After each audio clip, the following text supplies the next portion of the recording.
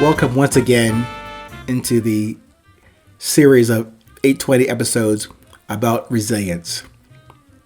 Again, just as a reminder, I hope that the short introduction or description of the 820 enterprise caught your attention.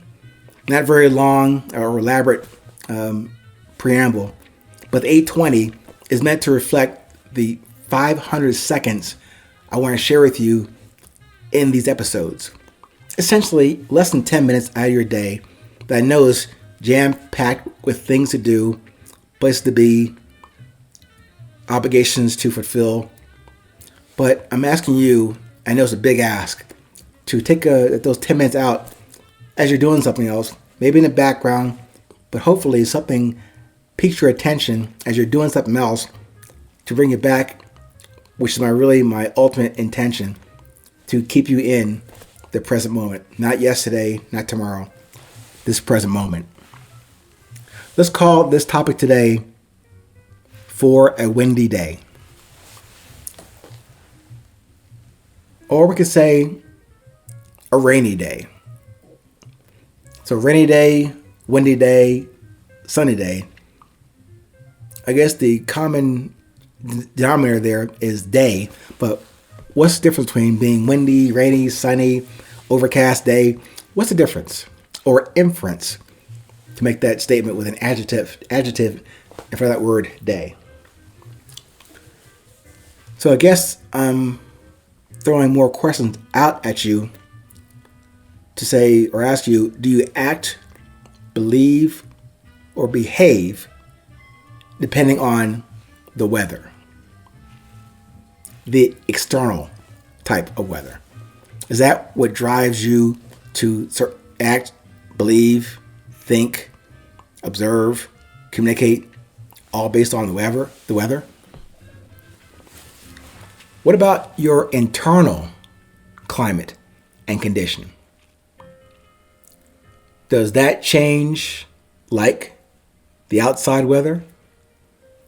Depending upon the angle of the planet, other planets, currents, turbulence in the air, turbulence in the water. Does that make a difference to you? Or does your internal status change because of your emotional wind and whim? Just a question, another one, for your defined beauty and resilience.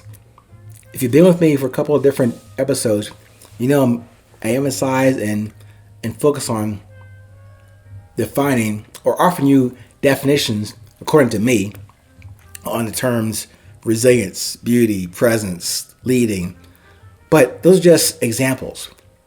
I'm asking you really the main question about what drives you, but I'm asking you to define for yourself those categories I have outlined. You can definitely change them for your journey, but I offer you that as an open book to then shuffle, reshuffle, erase, but definitely write down what you believe defines you and what drives you.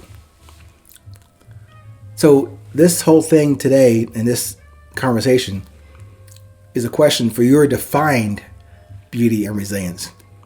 But when you do that, is that based on how you feel about and love yourself? Even though the source and essence of your total being here remains as a constant construct and power and force to breathe you, to drive you, to feed you, to guide every action and non-action you execute. Yes, that pulse that you should take a moment to recognize and enjoy from your heart throughout your body, regardless of the weather or the forces outside of you. That internal wind power and life force never stops. Until you do.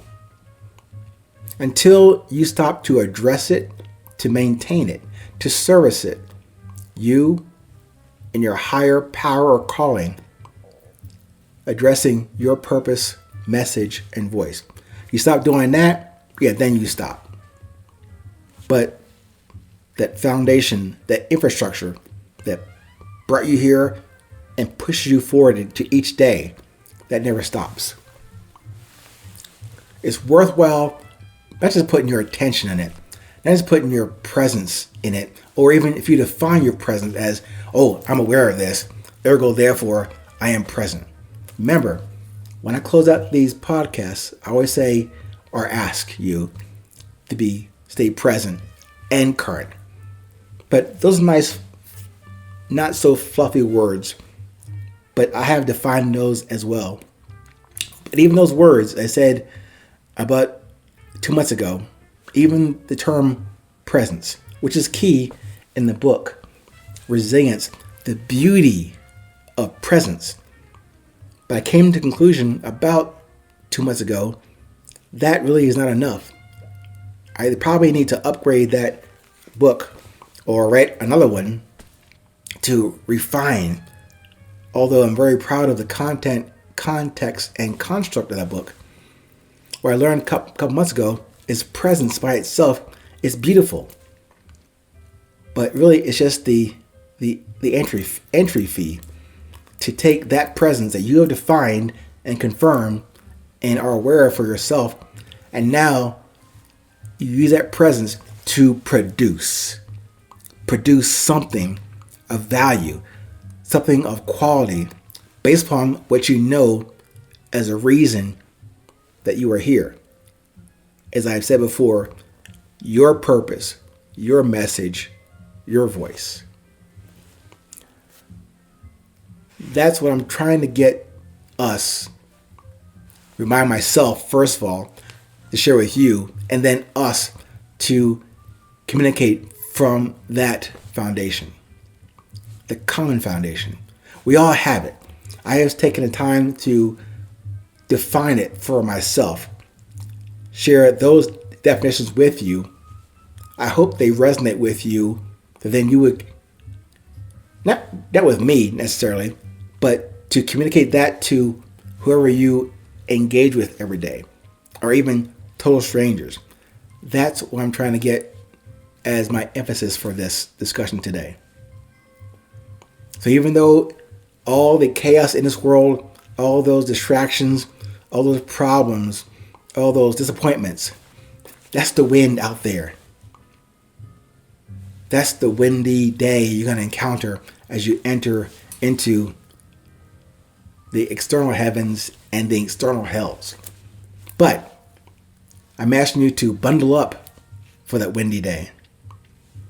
If it's not windy inside of your quote-unquote safe house, that's not even relevant to your self-discovery of resilience. Take comfort and action, the work, to share what remains inside of you, and then share that with everyone else outside of you. That is your resilience. That is your internal wind power that we all have. Let's share it together and bundle up together. Thank you. You know what time it is? It's always 8:20.